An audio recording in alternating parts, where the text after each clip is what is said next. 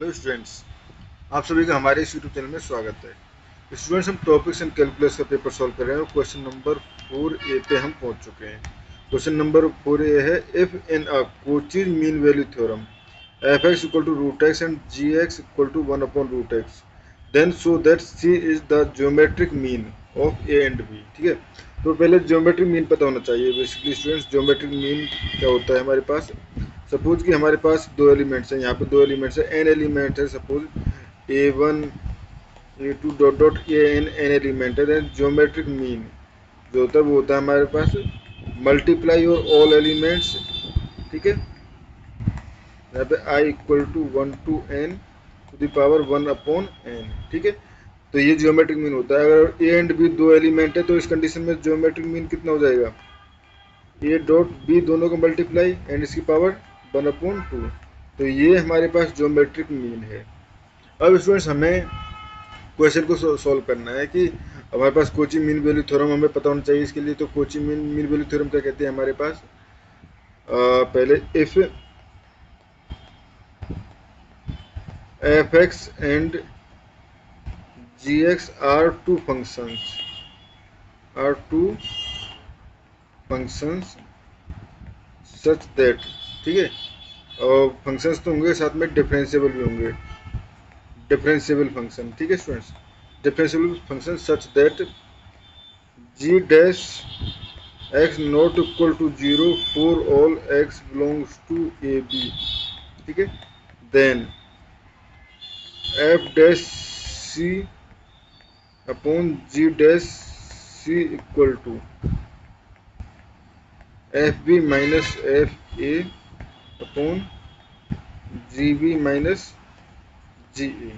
ठीक है, अगर ये फॉर्मूला हमें पता है तो हम क्वेश्चन को आगे इजीली सॉल्व कर सकते हैं। ठीक है, अब देखो students, F X equal to क्या गिवन था हमारे पास, एफ एक्स था हमारे पास 1/, एफ एक्स था रूट एक्स, एफ एक्स था हमारे पास root x.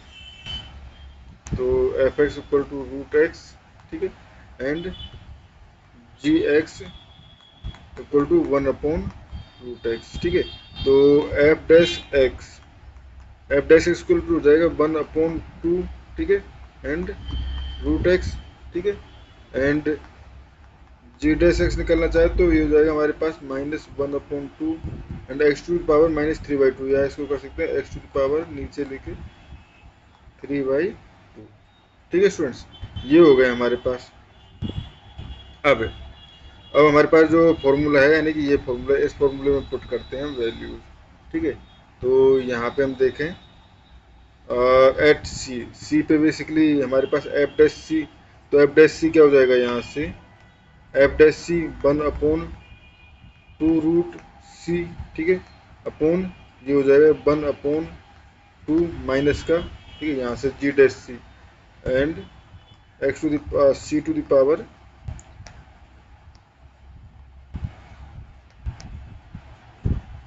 C to the power 3/2 equal to F A, sorry F P.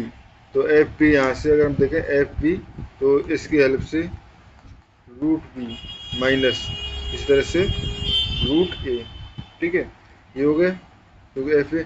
अब यहाँ से जी बी निकालें तो वो हमारे पास 1/√b, सिमिलरली हो जाएगा 1/√b माइनस 1/√a। ठीक है स्टूडेंट्स, तो यहाँ से देखो 2 से 2 कट जाएगा। ठीक है, ये सी टू द पावर 3/2 ऊपर जाएगा तो बेसिकली ये बच जाएगा सी। ठीक है, एंड माइनस का सी, माइनस के सी के साइन, क्योंकि 1/2 भी तो है ना, इसकी पावर वो भी माइनस हो जाएगी। तो सी इक्वल टू ये होगा हमारे पास रूट बी माइनस रूट ए अपॉन, इसका एलसीएम आ जाएगा हमारे पास नीचे वाले पार्ट का रूट बी रूट ए, और ये हो जाएगा रूट ए माइनस रूट बी। तो इक्वल टू इसको लिख सकता हूँ मैं रूट बी माइनस रूट ए अपॉन, देखो माइनस साइन इसमें से मैं कॉमन ले लूँ, यहाँ से माइनस साइन कॉमन ले लूँ तो माइनस साइन को मैं बाहर लिख सकता हूँ। ठीक है, ये हो जाएगा रूट बी माइनस रूट ए। ठीक है, और ये जो टर्म है ये ऊपर चली जाएगी तो ये हो जाएगा रूट ए बी। ठीक है, तो अब माइनस से माइनस कट जाएगा।